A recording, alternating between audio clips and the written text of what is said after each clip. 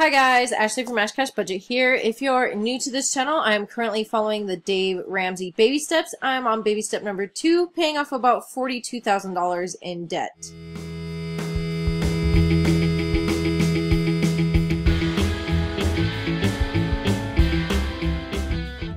So if you want to continue to follow me on my journey, click the little red subscribe button down below. Today we're going to go over my January 2019 budget plan. I haven't been feeling well for a couple of days, so I'm pretty behind trying to catch up here, but I did get a statement for how much I'm going to get paid for my first paycheck. I haven't got paid yet. I know some other information, and I've also had to pay some things out. Now I do have a buffer in my checking account, which is actually in the form of that $1,500 that I'm waiting on that lab fee for. But usually my buffer is my sinking funds, because usually if I need to pay anything before I get paid, it's only within $100. And those sinking funds from, say, December still get paid out to those sinking funds as soon as I get my first paycheck of the next month. But that's just kind of how I budget. Usually, there's a lot of times where I don't have to do anything between my last paycheck of the month before and the first one of this a current month, if that makes sense. But just in case, I wait to transfer my sinking funds to my Capital One 360 until I get paid for the first of the month. This month, I ended up going back into December, and if you watch the December budget report, I moved things around after December was already done, which I never have done. Even with the sinking funds, even if I wait to transfer them out, I've never changed the amounts that I've put towards them. This month I did, and I did include it in my budget report because that's what it ended up being. So go and watch that to see how I move things around. But I put more money into my medical sinking fund at the very end of the month. I had already spent everything else. That's the only thing that I moved around was the sinking funds. Now it's January. As you see here, I'm way over budget, $654.79. And that's just how it's going to be for now. This is as much information that I can give you. It's over budget. But there's precautions I can take that I have taken that I can supplement if I have to. So let's just get into it. So I have not gotten paid yet, but I do know I'm going to get $648.09 for my first paycheck.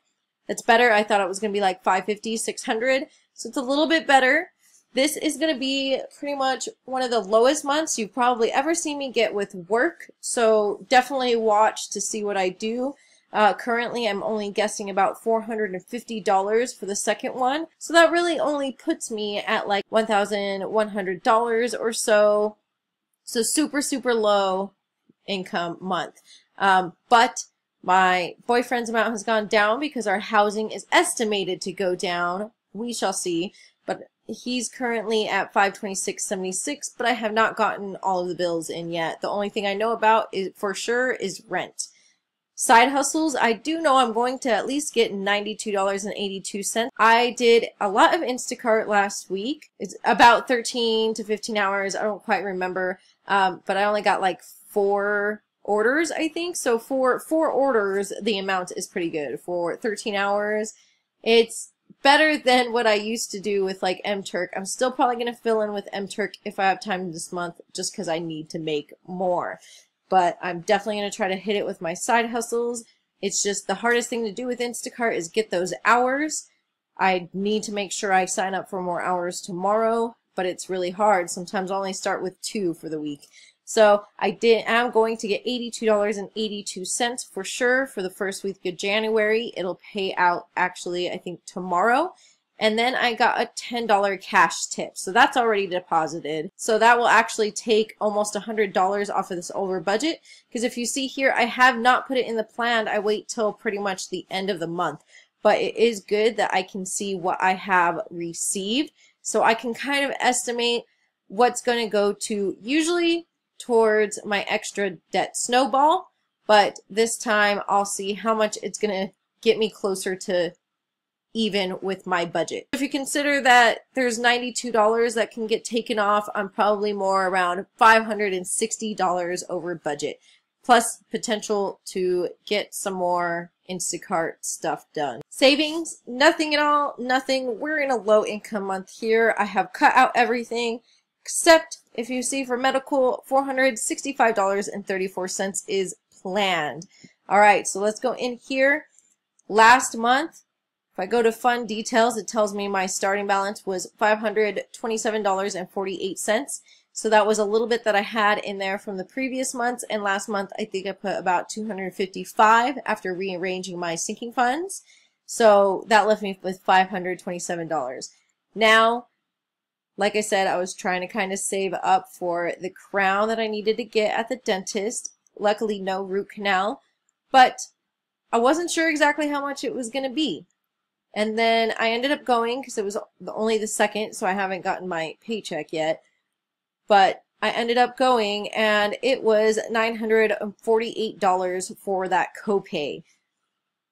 They only covered about $400, which I guess makes sense, 25%. I didn't do the exact math, but I guess that's about right for what my plan is. So $948 towards the crown. Yay. So that $527 wasn't going to cut it. Here is just the interest. I always make sure to add it at the beginning of the month. So I did get 18 cents more.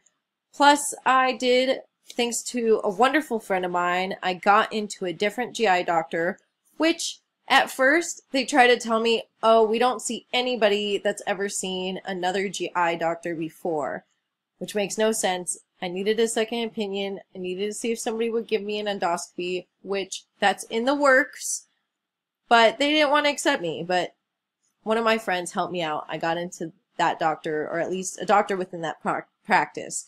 So that was a $45 copay. I just did that today. That's already almost $1,000 in medical expenses. So to finish that off, this is where I made it zero. So I at least have to pay another $465.34 basically to medical. Now the reason I'm doing it through savings is just so it's all in one spot. I was going to put it in miscellaneous and take the rest out of the medical fund, and then this $465.34 would have been in miscellaneous.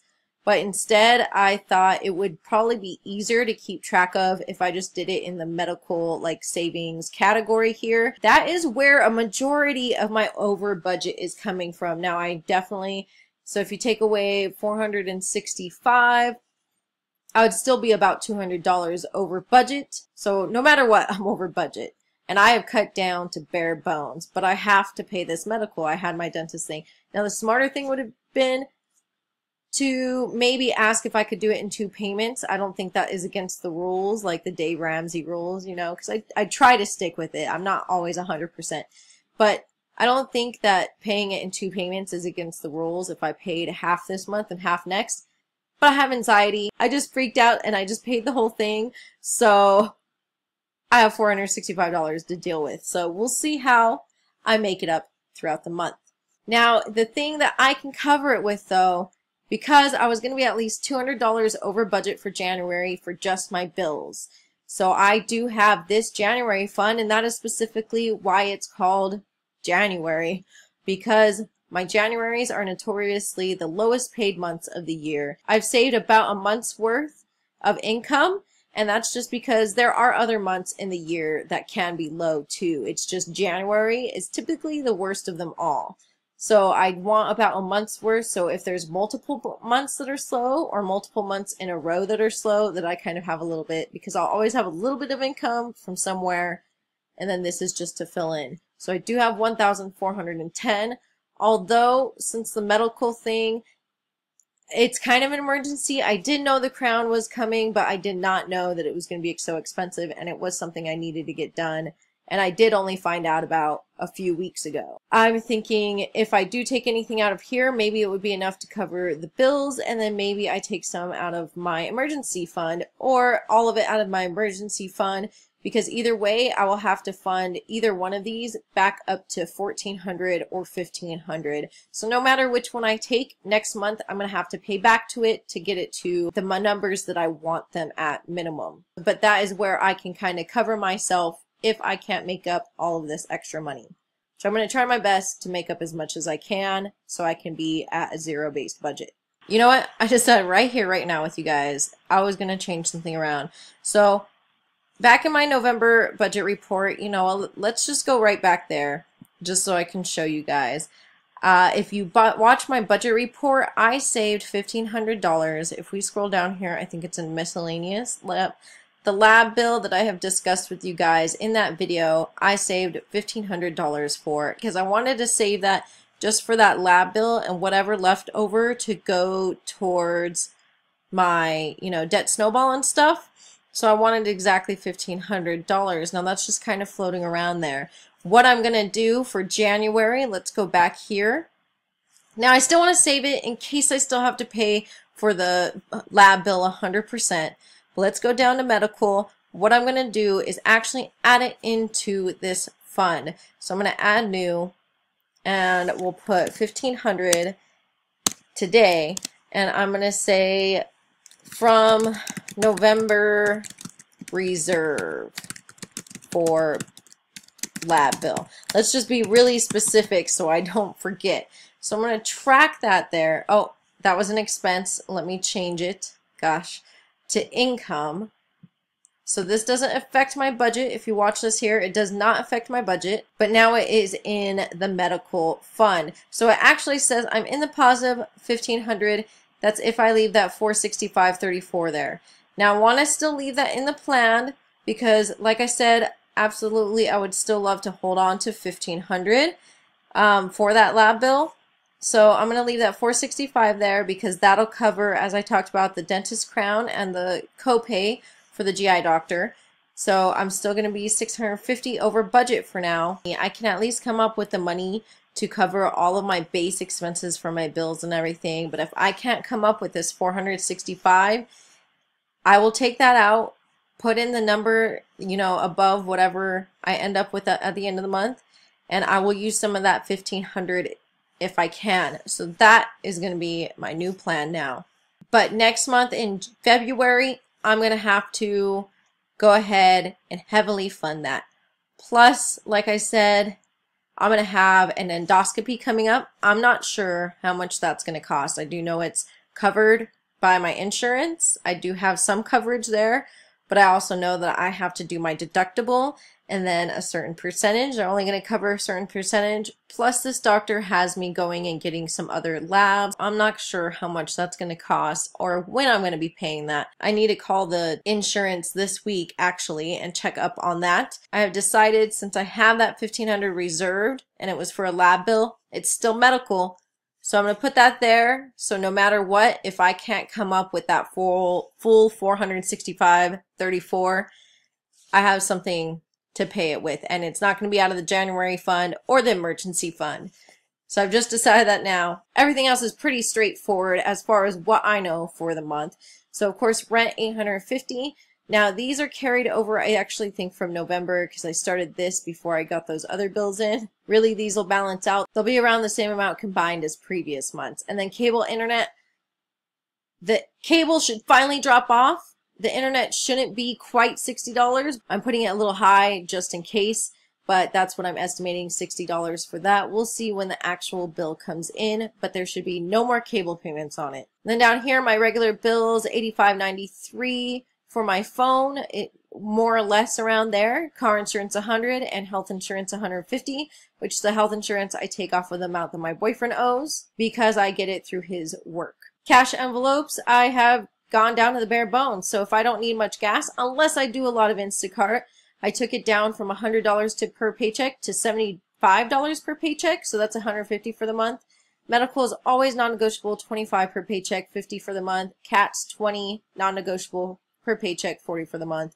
Personal is usually $50 minimum, but this time I just put $50 for one of the checks and $0 for the other. Usually I go $100 max, $50 minimum, and then everything else, groceries and household, usually covered by the church check. Me and my boyfriend split the duties, so we put it in groceries and household to pay for that.